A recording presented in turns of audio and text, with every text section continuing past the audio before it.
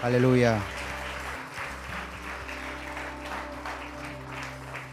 Quiero comenzar leyéndoles un salmo. Es el salmo más corto de la Biblia. ¿Alguien sabe cuál es el salmo más corto? Muy bien, Salmo 117, donde dice que debemos cantar al Señor. ¿Por qué? Por su misericordia. ¿Crees que Dios es misericordioso? El salmista dice así: alabad al Señor naciones todas, pueblos todos, alabadle, porque ha engrandecido sobre nosotros su misericordia y la fidelidad del Señor es para siempre. Y el pueblo de Dios dice: aleluya, amén. Dios es bueno y dice la Biblia que también es fiel. Sin duda alguna el Señor es fiel a su palabra. ¿Lo crees? Y creo que este es el día en el que el Señor nos demuestra una vez más su fidelidad, de que hoy podamos estar delante de su presencia. Y quiero que cierres tus ojos allí donde estás y que con tus propias palabras le puedas dar gracias. Dale gracias al Señor. Si algo tiene un verdadero adorador es que es agradecido.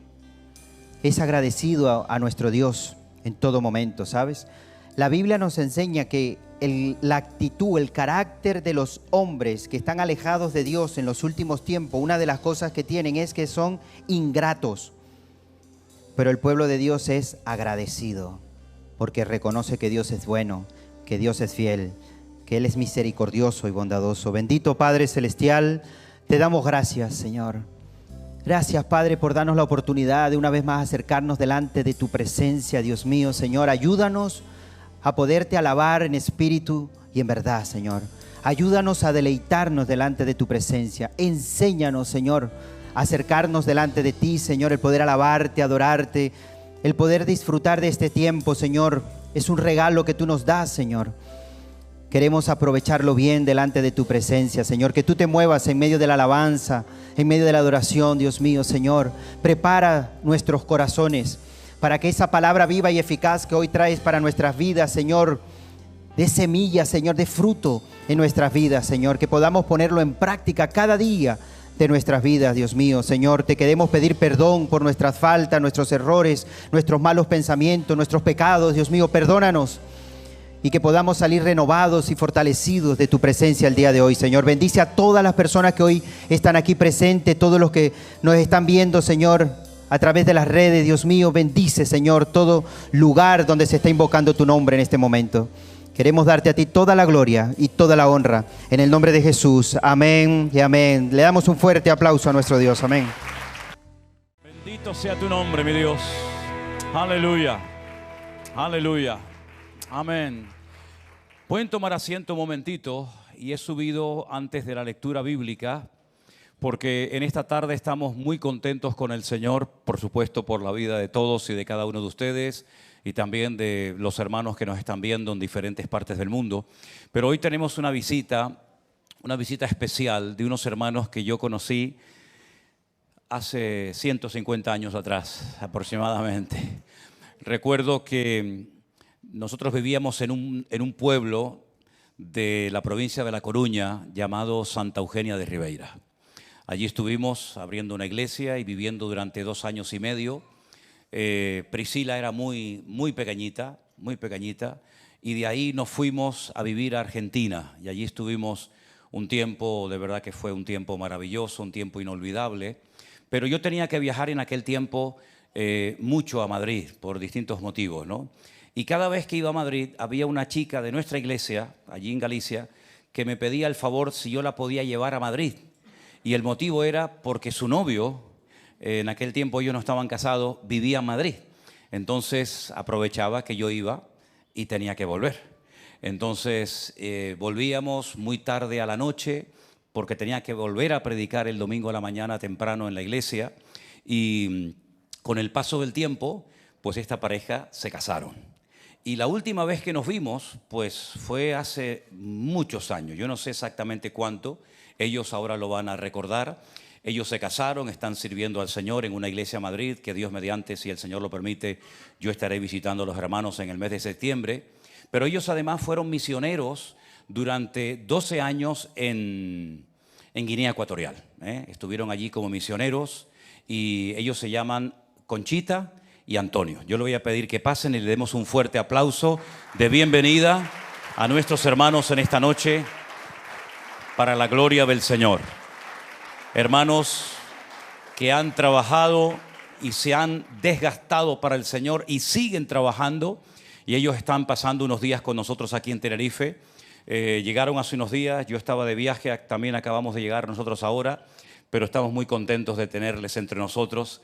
Así es que la verdad es que estamos tan agradecidos por sus vidas, y él va a traer una lectura, pero aparte de eso, por supuesto, va a traer un saludo para toda la iglesia en esta tarde. Hermanos, estáis en vuestra casa. Amén. Gracias, gracias. Gloria a Dios. Ella es gallega, como Elena, ¿no? Son paisanas, las dos. Así es. Muy buenas tardes. La verdad que es un gozo muy, muy grande de poder estar con todos ustedes aquí hoy.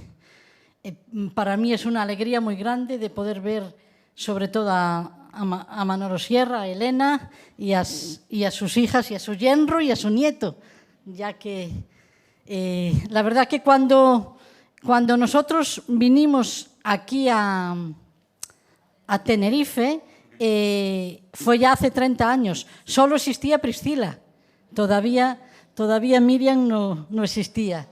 Y en el año 87 fue cuando ahí conocimos a Manolo Sierra, que estaba pastoreando la iglesia de mi pueblo. Yo soy nativa de allí, de Santa Eugenia de Ribeira, y para mí era un gran placer y un honor siempre. Para Manolo Sierra no solo servía pastorear, enseñar en la iglesia y cantar con esa voz tan preciosa que él tiene, ¿no? Sino que a él le encantaba ir a evangelizar por todos los rincones del pueblo. Y siempre me decía, Conchita, ¿me acompañas?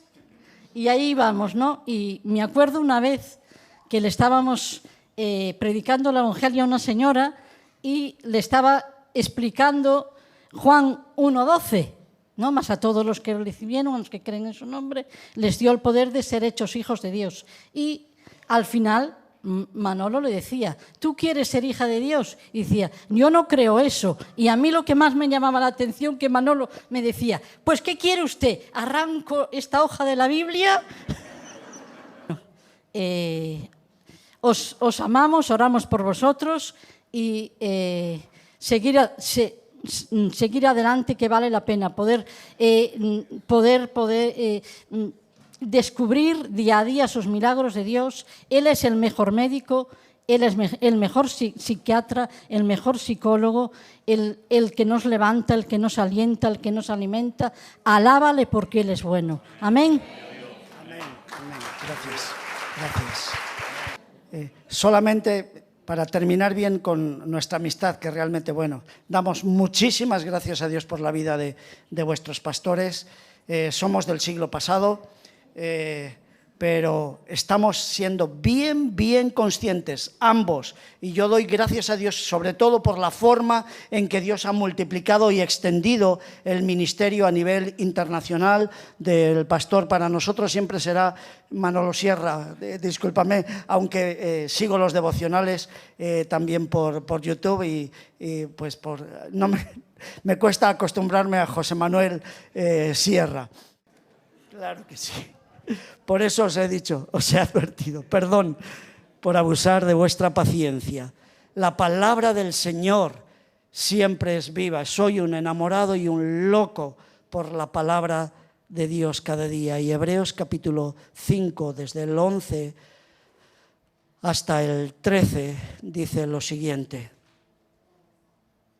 De esto tenemos mucho que decir, aunque es difícil de explicar, porque habéis llegado a ser tardos para oír, debiendo ser ya maestros por el tiempo transcurrido. De nuevo tenéis necesidad de que alguien os instruya desde los primeros rudimentos de la palabra de Dios. Habéis llegado a tener necesidad de leche y no de alimento sólido, pues todo el que se alimenta de leche no es capaz de entender la palabra de justicia, porque aún es niño. Que el Señor nos bendiga y ayude a entender cada vez más su palabra. Muy bien, queridos hermanos. En 44 años que llevo, gracias al Señor, siempre a tiempo completo, uno siempre ha ido, digamos, evolucionando, ¿no? Aprendiendo por aquí, aprendiendo por allá. Y una de las preguntas que en los últimos años yo me he estado haciendo, ¿no?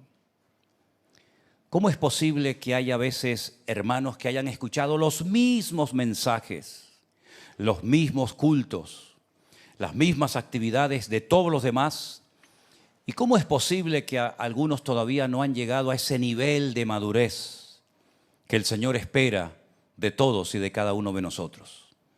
¿Es que acaso este tema de la madurez es como una especie de suerte, una especie de lotería que a unos les tocó y a otros no? En absoluto.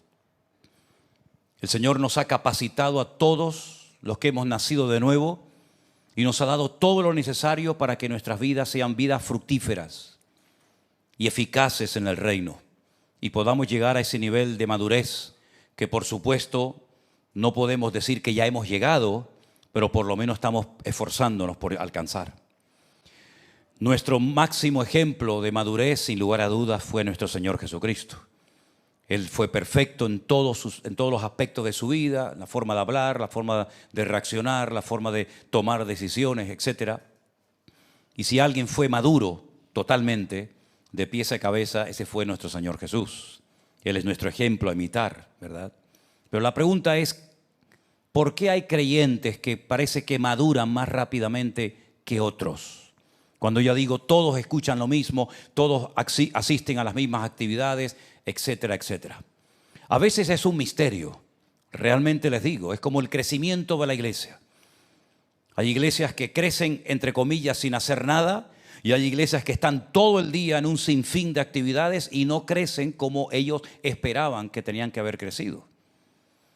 Así que el tema este de la madurez es un tema para mí muy importante porque creo que casi el 99% de los problemas que a veces surgen en las congregaciones no es tanto por problemas, digamos, de tipo doctrinal. Porque, por ejemplo, los que se congregan en esta iglesia saben perfectamente lo que creemos y lo que no creemos. De hecho, prácticamente creo que en todas nuestras congregaciones, en la entrada de la iglesia, pues usted puede encontrar esa lista que dice, en esto creemos. Y uno se posiciona, ¿verdad? Y uno asiste a la congregación en la cual uno se siente más identificado, no solamente con el estilo, ¿no? Sino también con la doctrina. Absurdo sería asistir a una congregación que tiene una doctrina o unas normas diferentes a las que uno cree y no tiene ningún sentido. Así es que yo creo que, por lo menos en esta etapa de la historia, en otros momentos de la historia no, pero creo que la mayoría de los problemas que muchas veces surgen en congregaciones, entre ministros del evangelio, entre hermanos, no es tanto por problemas, digamos, de tipo doctrinal, sino por cuestiones de madurez o falta de madurez. Ahora, las características elementales de una persona inmadura, pues yo creo que prácticamente todas las conocemos. Pero he elaborado una pequeña lista de algunas características y mientras la leo, mientras la comparto, a lo mejor alguno de ustedes se siente identificado con alguna de las características que voy a leer. Espero que no con todas. Pero presten atención, porque la gente inmadura, generalmente gente que se deja llevar por los impulsos. No reflexionan, no meditan, no consultan, sino esto es lo que siento y allí voy, como caballo desbocado, ¿no? Son personas impulsivas, personas que no piensan muchas veces en las consecuencias que puede traer esa palabra, esa decisión, esa visita, ese viaje o esa relación. Las personas inmaduras son personas inestables. Pablo los define como fluctuantes en la carta a los Efesios. Son personas que carecen de muy poca o prácticamente nada de voluntad. Y algo terrible que suelen hacer muchas veces la gente inmadura es que justifican sus pecados o sus errores, condenando a veces a otros para justificar sus pecados o sus carencias, apagando la luz de los demás para que la tuya brille, ¿no? Son personas incapaces de asumir responsabilidades o compromisos. Viven en una adolescencia permanente o eterna. Pasan de la risa al llanto o del llanto a la risa en segundos, como los niños, que los ves ahora llorando y a los 5 minutos lo ves riendo, jugando con el compañero. Muchas veces son dominados por el temor o por complejos que no han superado, a veces hasta de la infancia, y por eso sufren a veces inseguridad en sus emociones, angustia, nerviosismo, miedo al rechazo, y la lista sería interminable. No voy a preguntar cuántos se han sentido identificados con la lista porque no queremos humillar a nadie. Pero entonces pasemos a la lista o a las características de las personas maduras, ¿les parece? Las personas maduras son personas que alguien los definió como personas autónomas, responsables y estables. Repito, autónomas, responsables y estables. No dependen de las circunstancias, no se dejan arrastrar por el ambiente, sino que ellos, si es necesario, cambian el ambiente y la atmósfera espiritual de un lugar. No son como personas que van a un lugar y parece que son como los camaleones, ¿no? Que se adaptan al lugar y se olvidan de sus principios, se olvidan de sus creencias y ponen su vida en peligro porque comienzan a hablar y actuar como la gente que les rodea. Es interesante notar que en Daniel capítulo 1, cuando Daniel es transportado, llevado cautivo a Babilonia, lugar donde permaneció hasta el día de su muerte, dice la Biblia que desde el minuto 1 que entró y pisó Babilonia, él propuso en su corazón no dejarse contaminar, ni transformar, ni manipular por el ambiente. Y no era fácil, no era fácil. Sin pastor, sin iglesia, sin sinagoga, sin templos, sin sacerdotes, un chaval joven que le cambian su nombre, incluso le obligan a comer cosas prohibidas por la ley de Moisés, como él las conocía perfectamente. Dice que él propuso en su corazón no dejarse contaminar ni arrastrar por la corriente o por el espíritu de Babilonia. Y lo mantuvo hasta el final de sus días. Babilonia no lo cambió a él, pero en cierto sentido, en muchos aspectos, él cambió a Babilonia y al rey de Babilonia, ¿verdad? Así que las personas maduras son personas que son responsables, asumen compromisos y algo muy importante, se dejan tratar, se dejan moldear por el Señor. No son personas que abortan la obra que Dios ha comenzado a hacer en ellos, cambiándose de iglesia o enfadándose con el que te ha llamado la atención, sino son personas que aceptan el trato de Dios en su vida. A veces duro, a veces difícil, a veces prolongado en el tiempo, pero lo aceptan con agrado. Son personas que aprenden a esperar. No son personas guiadas, dominadas por impulsos, por emociones, por deseos a veces carnales o de ambición propia, sino que aprenden a esperar en el Señor. Aunque la respuesta tarde, ellos aprenden y esperan en el Señor, porque saben que todo bajo el cielo tiene su tiempo. Son personas como por ejemplo aquel joven que siempre ha sido una fuente de inspiración para todos nosotros, José, que lo tuvo todo en contra, ¿verdad? Sus hermanos, sus propios hermanos lo venden, lo traicionan, lo abandonan. Personas que no tienen el más mínimo sentimiento de amor por un joven que va a ser llevado a un país extranjero y que probablemente nunca más lo vuelvan a ver. Y este joven se mantuvo firme al Señor en aquellos sueños proféticos que se le había sido revelado cuando él era un adolescente. Pasa de ser el niño mimado de su padre, de vestir aquellas ropas especiales que lo identificaban, lo diferenciaban del resto, a ser un esclavo sin derechos, tener que aprender una nueva cultura, una nueva lengua.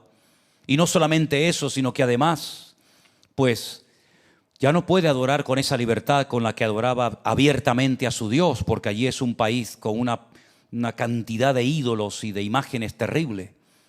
Pero vemos que hay como un descenso en su vida. Me recuerda mucho la porción que hemos leído esta tarde, ¿no? El Señor, siendo en forma de Dios, no estimó el ser igual a Dios como cosas que aferrarse, sino que se despojó, se anonadó, dice la versión antigua, Y estando en la condición de hombre, se hace obediente hasta la muerte y muerte de cruz. Es decir, hay un descenso en la vida de Jesús, como lo hubo en José. Pasó de ser el niño mimado, el niño favorito, a ser la persona tal vez más insignificante de Egipto. Pero sin embargo, la clave estaba en que Dios siempre estuvo con él y él siempre estuvo con el Señor. Terminó dando con sus huesos en la cárcel, una experiencia terrible, y no una cárcel moderna de lujos y de capricho y de piscina y de agua caliente y de gimnasio. No. Una mazmorra terrible, ¿verdad? Donde lo tuvo que pasar muy mal durante mucho tiempo, hasta que finalmente el Señor decide exaltarlo y sacarlo de aquel lugar terrible y convertirlo en una de las personas más importantes en toda la historia, no solamente de Egipto, sino de la humanidad. Lo mismo pasó con Daniel, lo mismo pasó con David y pasó con tantos personajes que se dejaron tratar por años por el Señor. Porque si alguien quiere ser usado, primeramente tiene que ser tratado por el Señor. Es el proceso, es la ley del reino, tratado para luego poder ser usado. Y por eso, en estos días, cuando preparaba todo esto, me venía a la mente un joven que conocí al poco tiempo de yo haberme convertido en aquella pequeña iglesia en Las Palmas. Un joven, pues como otro cualquiera, pues se tomó también muy en serio los cultos, las reuniones, la lectura de la palabra, el salir a evangelizar, etc. Pero comenzaron a darle responsabilidades. Y las responsabilidades que adquirimos en la vida, la confianza que otros depositan en nosotros, nos descubre o nos cubre. Es como la ropa, ¿no? La ropa realmente el objetivo es cubrir, no descubrir. Lamentablemente a veces la ropa de algunas personas les descubre el alma y el corazón. Pues así pasó con este muchacho. Se le subió a la cabeza, entre comillas, el éxito y sus responsabilidades, y al poco tiempo aquel joven sencillo y humilde y servicial se tornó en un joven orgulloso, soberbio, que trataba a todo el mundo al trancazo, mirando a la gente por encima del hombro, porque él pensaba que porque los pastores le habían dado ciertas y determinadas responsabilidades, él ya se creía que era el dueño de la iglesia. Y una de las características de una persona madura es que no tiene ni mentalidad de dueño ni de asalariado, que son los dos grandes peligros. Porque el dueño, como se cree propietario, ¿verdad?, hace con sus bienes lo que le da la gana. Y el asalariado, como lo que hace es por dinero y no por amor, cuando le falta el apoyo económico, pues dice la Biblia que hasta deja abandonadas las ovejas, porque no son suyas. Sin embargo, la persona madura ni tiene mentalidad de dueño ni de asalariado, sino de siervo. Siervo fiel, siervo responsable, en las duras y en las maduras. Es fiel a su Dios en la adversidad, en la soledad y en la prueba. No importa que no salgas en la fotografía, no importa que no te reconozcan el trabajo realizado, no importa que no te digan las gracias en público, al fin y al cabo para quien ha servido y trabajado ha sido para el Señor. Y una palabra que aparece que es muy, muy importante, que la emplea sobre todo el apóstol Pablo cuando habla acerca de las personas maduras en el reino de Dios, es la de administrador. Esa palabra es la palabra ecónomo. Vosotros sabéis que en cierta ocasión yo enseñé que en la Biblia no todos los esclavos estaban en la misma posición y en el mismo nivel. El más bajo, el escalafón más bajo, eran los uperetas, eran los que estaban para servir, sobre todo a la hora de limpiarle los pies a los que entraban en la casa de sus amos, de sus señores. Eran también aquellos que iban en galeras, aquellas galeras de aquellos romanos que los mandaban allá abajo y allí estaban remando hasta que morían extenuados y reventados. Esos eran los uperetas, el escalafón más bajo de los esclavos.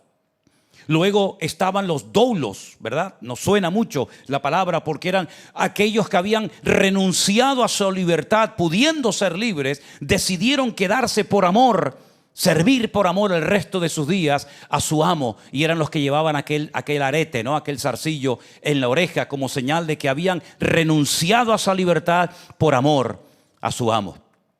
Estaban también los ecónomos o los sabios, no los sabios, sino los que conocían pues matemáticas, geografía, agricultura, sabían leer, sabían escribir, y eran lo que Pablo utiliza en la carta a los Gálatas como los ayos, aquellos que le enseñaban al futuro heredero pues todo lo que éste sabía hacer, ¿verdad? Hasta que el heredero crecía y automáticamente el ayo pasaba a un segundo plano. Y así podemos ver a lo largo y ancho de la Biblia que los esclavos no tenían ningún tipo de derechos, no tenían vacaciones, no tenían jubilación, no cobraban el paro, sino eran personas que habían perdido su libertad. Y en cierto sentido, queridos hermanos, eso es lo que nos ha pasado a nosotros. Hemos perdido lo que nosotros consideramos nuestra libertad para decidir y para ir a donde queríamos. Como le dijo el Señor a Pedro: cuando eras joven ibas a donde querías, mas cuando seas viejo te ceñirá otro y te llevará donde no quieras ir. En otras palabras, la renuncia de la voluntad con gozo y con alegría es una de las características del creyente maduro. Como Cristo tuvo que renunciar a su propia libertad a la noche que fue entregado en el huerto de Getsemaní: Padre, pasa de mí esta copa, mas no se haga mi voluntad sino la tuya. En otras palabras, tiene un espíritu de servicio, se goza en el servicio. Aunque nadie se lo pida, es una persona que tiene iniciativa. No es un cero a la izquierda, no es una persona que siempre está viendo lo que otros hacen, sino es una persona que motiva. Es una persona que no depende de una llamada, no depende de una visita, no depende de ningún estímulo externo, sino depende única y exclusivamente de su comunión y de su relación con el Señor. La persona madura, la meta de la vida de una persona madura es servir a Dios, servir a los demás. Se goza en el servicio.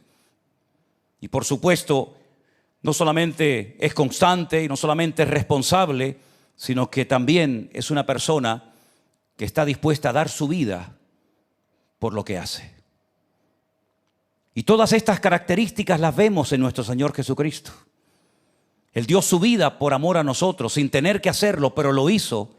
Y llegó a decir: yo no he venido a ser servido, yo he venido a servir y a dar mi vida en rescate por muchos. Amén, hermanos. La pregunta que hice hace unas semanas atrás la vuelvo a hacer esta tarde: ¿queréis ser maduros? ¿Estáis dispuestos a pagar el precio? La edad no tiene nada que ver con la madurez. Teóricamente, con la edad o con el tiempo de conversión, ya tendríamos que tener un cierto nivel de madurez en todos los aspectos y áreas de nuestra vida. Pero muchas veces no es así. Te puedes encontrar una persona joven que es más madura que gente que tiene una cierta edad, ¿verdad? Le pasó a Timoteo cuando Pablo lo deja como pastor al frente de la obra en Éfeso. Pablo pastoreó esa congregación 2 años y deja a Timoteo al frente de la misma. El día de la despedida, pueden leerlo en Hechos capítulo 19, Pablo dio un mensaje tremendo. Llegó a decir cosas tan fuertes, tan duras como esta: yo sé que después de mi partida se levantarán entre vosotros los lobos rapaces que no perdonarán al rebaño. Nadie espera que de un grupo de ancianos, un grupo de liderazgo, un grupo de siervos de Dios se terminen despedazando entre ellos y dividiendo la obra y atacando al que Dios ha puesto al frente. Pues eso fue lo que pasó en la iglesia de Éfeso. Claro, Timoteo siempre había estado a la vera, ¿no? Siempre había estado pegado. Era el que seguía al apóstol Pablo, pero ahora él ha tomado el 100% de la carga, el 100% de la responsabilidad y se lo quieren comer. Es joven, enferma, parece que no tiene mucha experiencia y entonces probablemente le escribe a Pablo diciendo: sácame de aquí, me estoy quemando, me van a destruir, me van a quemar. Y el apóstol Pablo le escribe una carta y una de las cosas que le dice para animarlo es: sufre penalidades como buen soldado de Jesucristo. Y me imagino que Timoteo, cuando leyó aquello, dijo: pero hombre, yo pensé que me iba a decir, bueno, coge el barco y vente para acá. No, quédate ahí, cumple con tu ministerio y predica la palabra a tiempo y fuera de tiempo y echa mano de la vida eterna. Y recuerda la fe que tienes, que primeramente habitó en tu abuela Loida, después en tu madre Eunice, y estoy seguro que en ti también. Y además te digo algo: aviva el fuego del don de Dios que está en ti. En otras palabras, no le abre la puerta para que huya, sino que lo mantiene allí, porque es allí donde la persona madura crece, se desarrolla, aprende disciplina, aprende constancia, aprende obediencia, aprende a aguantar. Y eso es lo que hace que una persona se convierta en una persona madura, fiel y responsable en los caminos del Señor. ¿Cuántos dicen amén? Ahora, nosotros trasladamos a la vida cristiana, y estoy convencido de ello. Estoy convencido de lo que voy a decir ahora. Nosotros trasladamos nuestro carácter a nuestra vida cristiana. Nuestros defectos y nuestras virtudes se amplifican cuando nos convertimos. Sale lo mejor y lo peor de nosotros cuando se nos pone la lupa del Evangelio encima de nuestra vida. Y nuestro carácter, que puede ser nuestro mejor aliado, se puede convertir en nuestro peor enemigo. Hasta el punto que el mismo apóstol Pablo llegó a decir: miserable de mí, ¿quién me librará de este cuerpo de muerte? Puesto que llegó a admitir, sí, el apóstol Pablo llegó a admitir y lo escribió para que toda la cristiandad que viniera en el futuro lo supiera, las tremendas luchas personales e internas que él llevaba adelante en su vida. Hasta el punto que dice: lo que quiero hacer no lo hago, sino lo que hago lo que no quiero, y hallo esta ley que mora a mí. En otras palabras, Pablo pone su corazón encima de la mesa, porque una persona madura es una persona que reconoce sus defectos, no los tapa, sino es una persona que admite que necesita ser tratado, cambiado, moldeado. Es una persona que no tapa, ¿verdad?, sus debilidades, sino que al contrario las confiesa. Y entonces es cuando oímos la voz de Dios que nos dice: diga al débil, fuerte soy, y mi poder se perfecciona en la debilidad. Por tanto, Pablo aprende una lección personal que no ha aprendido en ninguna parte. Dice: entonces cuando soy débil es cuando soy fuerte, y comenzaré a gozarme más bien en mis debilidades más que en mis victorias obtenidas. Así que, mis queridos hermanos, el proceso para llegar a la madurez es un proceso largo, es un proceso arduo. Pero lo primero que tienes que preguntarte es: ¿quieres ser maduro? Porque hay personas que piden consejos a cierto tipo de personas, porque están esperando una palabra, una respuesta que si vas a otro tipo de personas no la vas a oír. Y entonces buscas el camino fácil. Es como cuando el niño ha oído que su madre le ha dicho: no más caramelos. Y entonces el niño va al padre.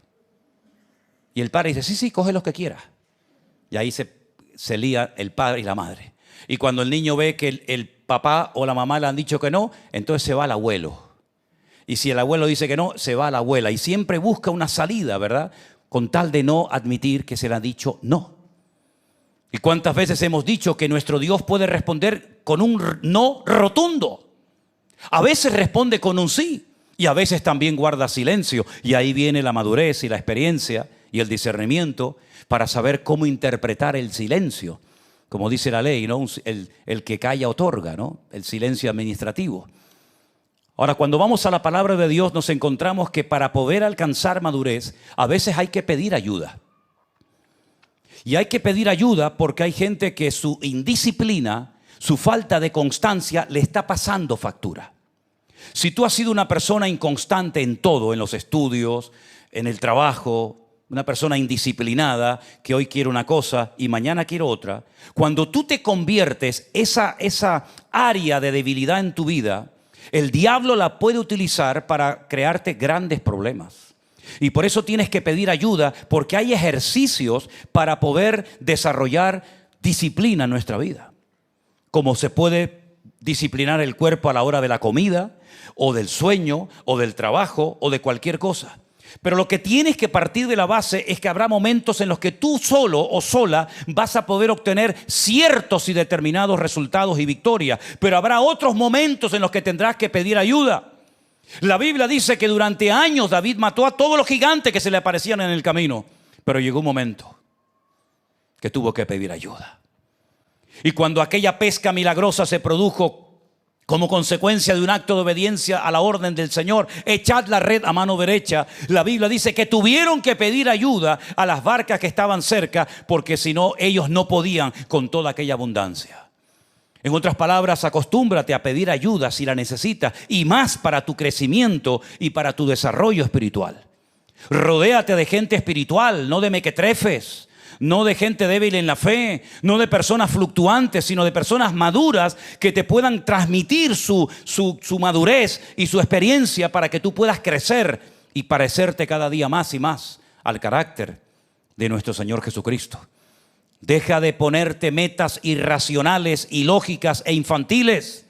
Es como si yo dijera, hermanos, tengo una ilusión con subir al Everest. Me hace una ilusión tan grande subir ahí arriba. Hermano, usted puede tener la ilusión que quiera, pero Manolo, tú no vas a subir nunca al Everest. Es más, te puedes quedar por el camino, hijo. Así de claro. Yo tengo una ilusión tan grande en dar la vuelta al mundo en un velero, yo solo. Ya. Tú puedes tener la ilusión que quieras, pero primero no tienes ni velero. Y en segundo lugar, tú no vas a dar la vuelta al mundo, no vas a salir en el barrio. Te vas a perder en el barrio. Es decir, hay gente que tiene una imaginación peligrosa, porque te hacen creer y crear una falsa expectativa de que en cualquier momento tu vida va a cambiar y va a aparecer lo que no ha aparecido nunca, pero de momento, en un momento y en un abrir y cerrar de ojos. Ya iba a decir, se tocará la trompeta y los muertos en Cristo, ya me iba a ir por otro mensaje. No, ese no es. No es así, querido hermano, cómo funciona esto. Tienes que tener paciencia contigo mismo y con los demás, porque la madurez no llega en 2 días. Permítame poner un ejemplo fácil de entender. Cuando una mujer se queda embarazada, hay momentos que ya lo siente, ya sabe que está ahí, se mueve. Dice, mira, toca aquí, y le sale ahí, no sé lo que era, ¿no? Una pierna, una cabeza. Por ahí le sale otra cosa, y dice, madre mía, ¿pero qué tiene? Tiene un alien allá adentro esta mujer. ¿Qué tiene, no? Pero tienes que esperar. Tiene que formarse. No es cuestión de 2 días, de 1 mes, de 2, de 3, sino hay que esperar un crecimiento. Hay que esperar que llegue el momento exacto. Y cuando llegue el momento, tú no te preocupes que va a salir. Nosotros llevamos la presencia del Señor en nuestras vidas. Somos el templo del Espíritu Santo de Dios. ¿Cuántos dicen amén? Pablo dice, yo no quiero que ignoréis esta gran verdad, que ya no tenemos que subir 3 veces al año a Jerusalén para ir a un templo físico, sino que ahora vosotros sois el templo del Espíritu Santo de Dios, el cual mora en vosotros. Es un privilegio tremendo. Ya tenemos la presencia del Señor, ya tenemos, permítame, todas las herramientas, todo lo que necesitamos para ser maduros, para honrar y glorificar al Señor, pero es cuestión de tiempo. Y a veces, no solamente de pedir ayuda, sino que también a veces hay que hacer prácticas. Y usted dirá, ¿y eso de hacer prácticas de dónde viene? Mira, viene de aquí. En la carta a los Hebreos, que leyó nuestro hermano Antonio en esta tarde, lo dice muy claramente, con otra palabra, pero es a lo que apunta el autor. Hebreos capítulo 5 dice, hermanos, el autor de la carta viene desarrollando una serie de temas, tratando de dirigir la mente de los oyentes o de los destinatarios a que todo aquello del Antiguo Testamento, la menorá, el altar del incienso, los panes, los sacerdotes, el altar del sacrificio, el lavacro, esto y aquello, todo eso apuntaba en una misma dirección. Hay un hilo conductor que nos lleva a la figura, a la persona de Cristo. Y él viene desarrollando temas muy profundos. Claro, lógicamente tienes que conocer y saber moverte en el tema del Antiguo Testamento, ¿no? Para saber de qué está hablando el autor. Pero llega un momento en que el autor, que le está escribiendo a judíos, a hebreos, les dice, miren, acerca de lo que les estoy contando, pues yo tengo mucho que decirles, pero me lo habéis puesto muy complicado. Me lo habéis puesto muy difícil porque os habéis convertido en gente tarda para oír. Es todo lo contrario a lo que Santiago dice, que tenemos que ser tardos para hablar y prontos para oír. Y resulta que estos invirtieron el orden. Estaban todo el día hablando y pocas veces escuchaban.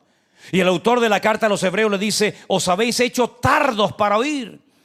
Gran peligro cuando no quieres oír, cuando no quieres ser amonestado, cuando no quieres ser corregido, cuando te tapas el oído o te entra por un oído, sale por el otro, te estás haciendo daño, te estás matando poco a poco.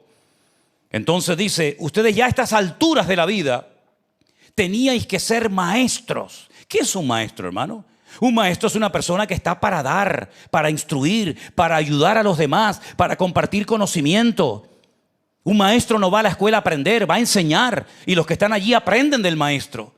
Y el autor de esta carta dice, ustedes ya tenían que estar a este nivel. Ahora, la pregunta es, ¿cuánto tiempo había pasado más o menos desde que esta gente se había convertido hasta que reciben esta carta? Bueno, estos son hijos de creyentes. Estos no son primera generación. Esta carta fue dirigida a hijos de creyentes, es decir, ya son la segunda generación. Bueno, aquí en esta congregación y en nuestro ministerio hay gente que ya son de segunda, de tercera y hasta de cuarta generación. Por lo tanto, cuando eras niño, hablabas como un niño, pensabas como un niño, te comportabas como un niño, mas cuando ya fui hombre, dejé las costumbres de los niños pequeños. Eso es lo que le está diciendo el autor de la carta a los hebreos. Ustedes tenían ya que estar dando y no siempre recibiendo, ser maestros y no ser niños. Y dice, y todavía tenéis necesidad de leche y no de alimento sólido. Es increíble cómo un niño puede alimentarse solo de leche un tiempo. Pero dale a un tipo de 18 años un vaso de leche dos o tres veces al día. A ver si aguanta. Llega un momento en que dice, oye, ponme algo con cuchillo y tenedor porque me estoy poniendo blanco. Todo aquel que participa de la leche es inexperto en la palabra. Porque es un niño. El alimento sólido es para los que han alcanzado, los que han llegado al nivel de madurez, los que por el uso o por la práctica tienen los sentidos ejercitados en el discernimiento del bien y del mal. Si no son personas de brazos cruzados, no son personas que están viendo los defectos de los demás para ver cómo justifico los míos. No. Son personas que practican la oración, practican algún sermoncito de vez en cuando, practican cosas como el perdón, la generosidad, el visitar a alguien, el salir a la calle a repartir folletos, a ver cómo lo hago, a ver si hago el ridículo o tengo respuesta. En otras palabras, es una persona activa, no es un vago, no es una persona que está ociosa. Porque la Biblia dice que uno de los problemas que hubo en la ciudad de Sodoma y Gomorra fue la abundancia de pan y la ociosidad.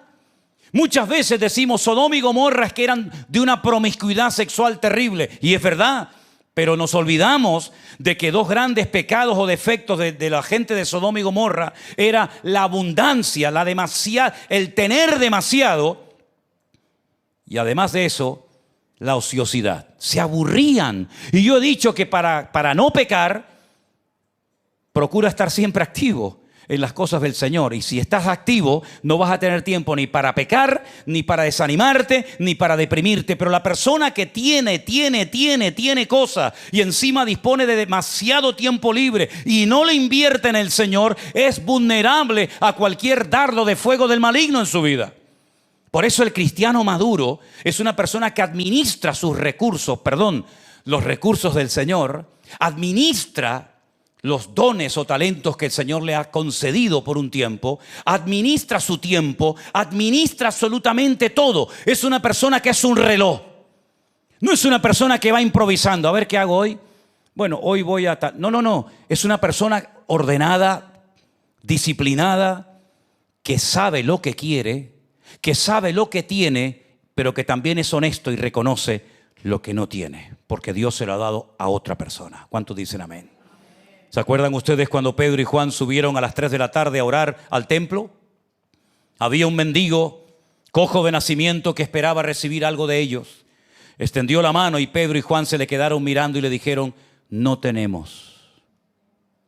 Pedro y Juan, pastores de una iglesia de más de 20,000 personas, no tengo ni plata ni oro. Efectivamente, porque eran administradores, no eran dueños, no eran propietarios de las finanzas de la iglesia, sino que administraban las riquezas que tenía la iglesia en aquel momento, pero a título personal, ellos no mintieron cuando dijeron, no tenemos en este momento nada económico que ofrecerte. Además, aunque lo tuviéramos, tu problema no se soluciona con dinero. Pero tenemos otra cosa, tenemos algo mejor que el dinero. Más que el poder económico, tenemos el poder del nombre, sobre todo nombre de Cristo. Así que a ti te digo, levántate, toma tu lecho y anda. Y dice la Biblia que caminó y glorificó a Dios y entró al templo con ellos. En otras palabras, el cristiano maduro sabe lo que tiene y lo que no tiene. Por eso no se mete donde no lo llaman. Por eso es una persona prudente. Por eso es una persona que sabe en qué parcela me tengo que mover y en qué terreno no te metas, porque ese no es tu terreno, hermano y hermana. Sin embargo, el inmaduro va picoteando de flor en flor. Será esto, será aquello, porque en el fondo no sabe ni lo que quiere. Hoy le gusta Juan, mañana le gusta Pedro. Pasado le gusta María, el otro día le gusta Antoñita. Y así va cambiando de flor en flor y al final no sabe ni lo que tiene. ¿Y sabe lo que produce la inmadurez en la vida de una persona? Insatisfacción. Y no hay nada peor que ver un cristiano o una cristiana insatisfecho, porque le ha dado tanto lugar a la inmadurez que se ha convertido en una persona que vive, pero no sabe ni por qué está en este mundo. Todos y cada uno de nosotros hemos nacido por la voluntad de Dios. ¿Cuántos dicen amén? Si alguien lo duda, te lo vuelvo a repetir. Todos y cada uno de nosotros hemos nacido porque Dios lo permitió que naciéramos. ¿Pero para qué? ¿Para qué? ¿Qué sentido tiene la vida? ¿Qué sentido tiene la vida? Los 40, 50, 60, 70, 80, 90 o 100 años que vayamos a vivir, si es que llegamos, ¿qué sentido tiene en ese tiempo? Sabemos lo que ya hemos gastado, no sabemos cuánto nos queda. Por lo tanto, organicemos y planifiquemos nuestra vida de tal manera que el Señor diga: este hombre, esta mujer ha llegado a un nivel de madurez que sabe para lo que está en esta vida. Y estamos en esta vida ahora que hemos nacido de nuevo para honrar y servir al Señor todo el tiempo de nuestra vida. ¿Cuántos dicen amén? ¿Lo estás haciendo? ¿Lo estás haciendo? Queridos hermanos, los destinatarios de esta carta tenían un gran problema, que se habían quedado raquíticos. Qué bonito es cuando vemos a un niño pequeño, ¿no? Y vemos los deditos chiquititos, qué bonito, ¿no? Esos piececitos tan lindos. Y cuando empiezan a hacer tonterías, y empiezan a jugar, y empiezan a correr, y empiezan a decir una palabra, y empiezan a decir aquello. Pero te imaginas esa criatura que tanto gozo y alegría trae a un hogar, verlo un año y otro año y otro año y otro y otro y otro, y ver que no ha crecido. Sería un dolor para los padres tremendo. Ver que el niño no ha crecido, no se ha desarrollado. Tener a un niño que no sabe hablar, no sabe caminar. Un niño que no se ha desarrollado, un niño enfermito, un niño débil. No sería normal, al contrario, ya sería un dolor para los padres tremendo. Claro que el Señor te daría gracia para poder llevar esa prueba y otra más. Pero lo normal de la vida es que todo lo que nace crezca y se reproduzca. En las plantas, en los insectos, en los pájaros, en los animales, en los seres humanos. Y ahora que tenemos esa doble naturaleza, por decirlo de alguna manera, la naturaleza carnal o humana, ¿verdad? Que es la que nos permite formar familias y tener hijos, etcétera. También tenemos la naturaleza divina. Y el Señor dice que el que lleva fruto lo limpia, lo sigue moldeando y tratando para que lleve más fruto todavía. Pero aquel que no lleva fruto, ¿qué hace? Dice que lo corta y lo echa al fuego, porque no sirve para nada. No hay ni uno en esta tarde, en esta congregación, que no sirva para nada. Eso es rotundamente falso. El Señor cuenta contigo. Lo que pasa es que te hace falta disciplina, te hace falta orden en tu vida. Comienza a ponerte metas realistas. No empieces a soñar que vas a ser misionero en Guinea Ecuatorial, si ni siquiera le has hablado al vecino de la esquina de Cristo. Ponte metas realistas. Voy a leer este mes los 4 evangelios. Gloria a Dios. No digas voy a leer la Biblia en 15 días, porque no la vas a leer. Voy a comenzar a memorizar un versículo a la semana. Voy a comenzar a asistir más a la iglesia. Voy a comenzar a practicar en oración. Voy a dedicarme cuando llegue a la iglesia, si llego temprano, a saludar a la gente y no estar ahí siempre esperando que te vengan a ti a saludar, como si fueras la reina de Saba. No. Venga usted, vienes temprano, saluda a la gente.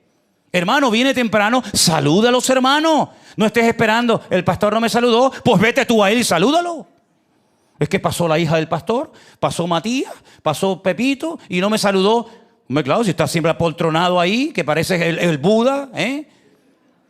Comienza a practicar, a saludar a la gente. Oye, ¿cómo estás? ¿Cómo te ha ido la semana? Oye, una pregunta, ¿y cómo está tu hija?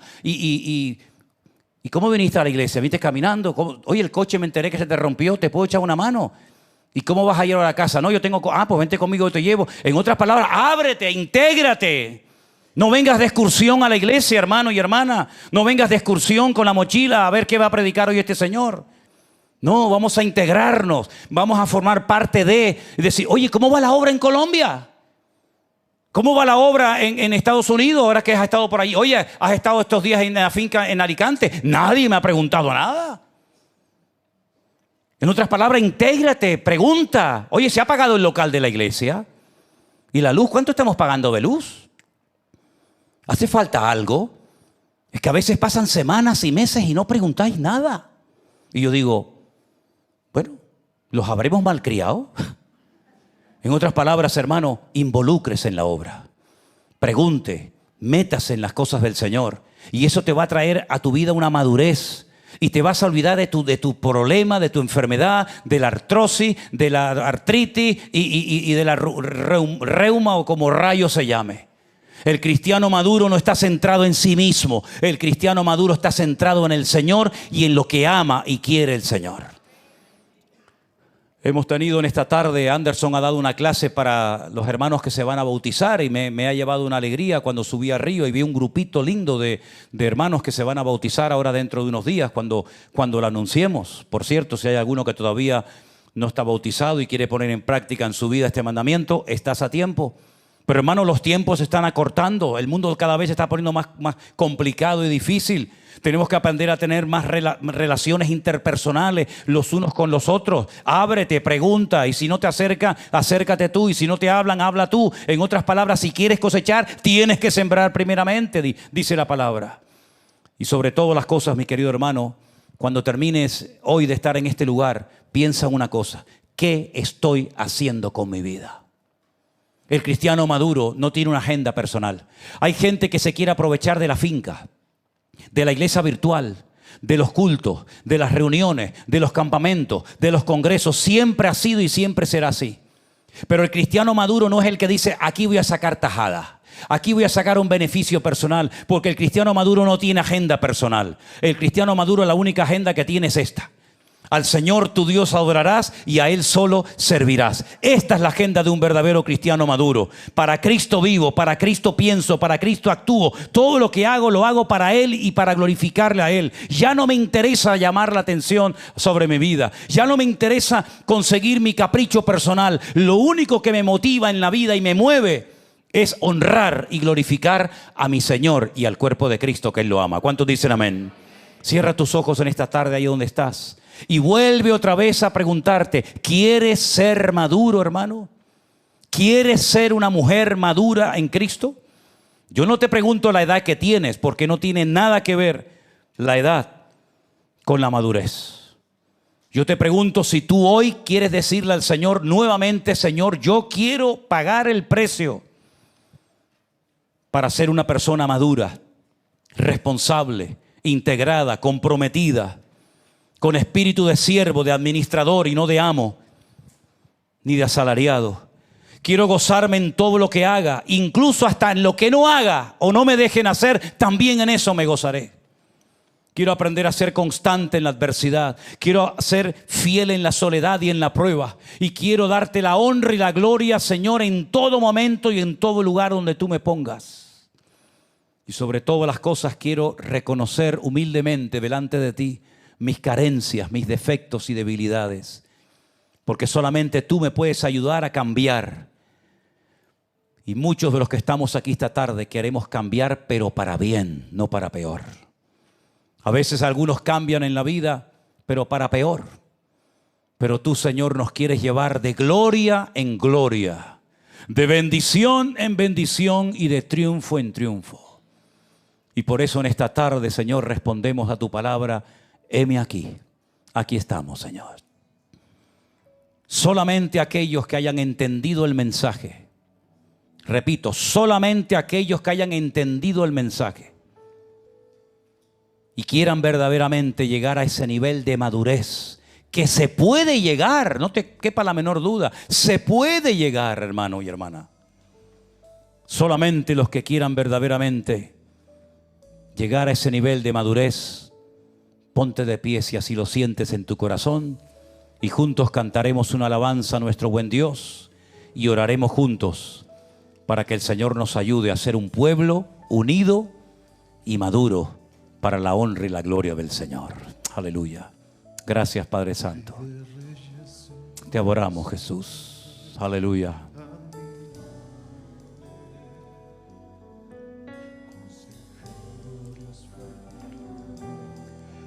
Aleluya. Sí, Señor. el Cordero que fue inmolado. Él es digno, eres digno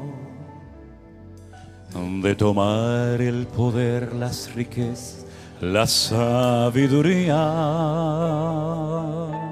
la fortaleza, la honra y la gloria y la alabanza por los siglos de los siglos. Amén. Cántalo conmigo, hermano. Rey de reyes, Señor de señores, admirable. Consejero, Dios fuerte, Emanuel, Dios con nosotros. Y el Cordero que fue inmolado, eres digno de tomar el poder, las riquezas, la sabiduría, la fortaleza, la honra y la gloria y la alabanza por los siglos de los siglos. Amén. Santo, aleluya. Rey de reyes, Señor de señores, admirable. Consejero, Dios fuerte, Emanuel, Dios con nosotros. Y el Cordero que fue inmolado, eres digno de tomar el poder, las riquezas, la sabiduría, la fortaleza, la honra y la gloria y la alabanza por los siglos de los siglos. Canten ustedes solos ahora, hermanos. Rey de reyes, vamos. Rey de reyes, admirable, consejero, Dios con nosotros.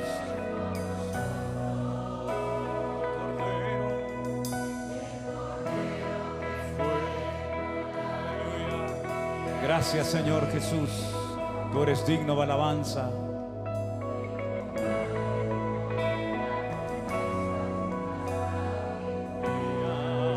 Vamos todos, aleluya.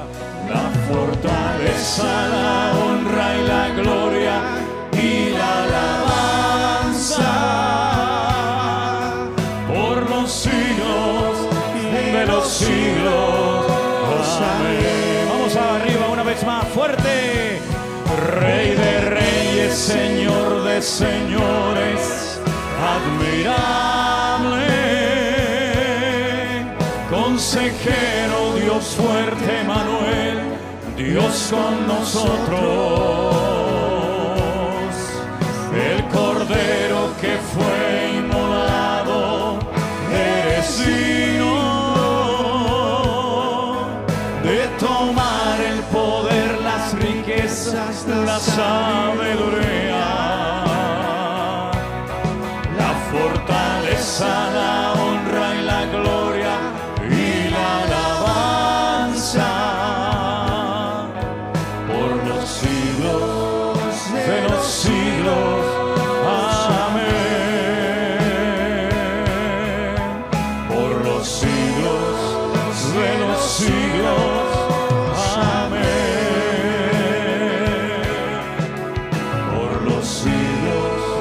De los siglos. Amén.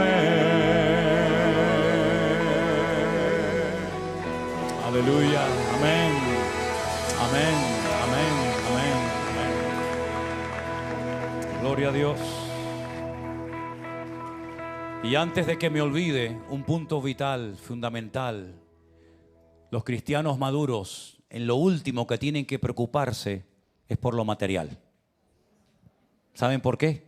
Porque el cristiano maduro pone en práctica ese texto que dice: busca primeramente el reino de Dios y su justicia, y todas las demás cosas vendrán por añadidura. ¿Saben por qué a mí no me falta de nada? Porque nunca me he preocupado por lo material, solamente por servir al Señor, desde jovencito hasta ahora. No me he preocupado de qué voy a vivir cuando sea mayor, dónde voy a vivir, si la jubilación va a ser buena, si la jubilación va a ser mala, si estoy contratado, si no estoy contratado, si sube el dólar, si baja el dólar. No me interesa, no me preocupa nada de eso. Mi Dios me trata muy, pero que muy bien. ¿Cuántos dicen amén? ¿Te trata bien a ti el Señor? Pues sigue en esa línea de buscarlo primeramente a Él y ya verás como todo viene por añadidura. Es que no falla, porque si alguien es fiel y cumplidor de sus promesas, ese es nuestro Dios. Aleluya.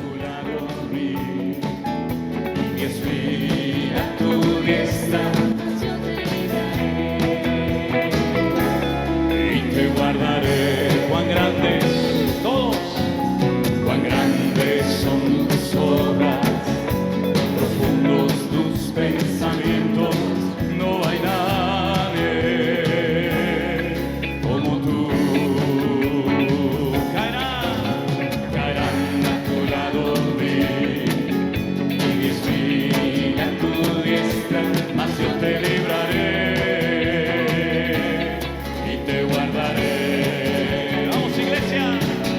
Todo el mundo podrá ver que mi Dios tiene el poder. Yo le doy gloria a Él, yo le doy gloria a Él. Y todo el mundo podrá ver que mi Dios tiene el poder. Yo le doy gloria a Él, yo le doy gloria a Él. Esa palma, vamos. Y todo el mundo podrá ver que mi Dios tiene el poder. Yo le doy gloria a Él, yo le doy gloria a Él. Todo el mundo podrá ver que mi Dios tiene el poder. Yo le doy gloria a Él, yo le doy gloria a Él. A ver, iglesia. Y todo el mundo podrá ver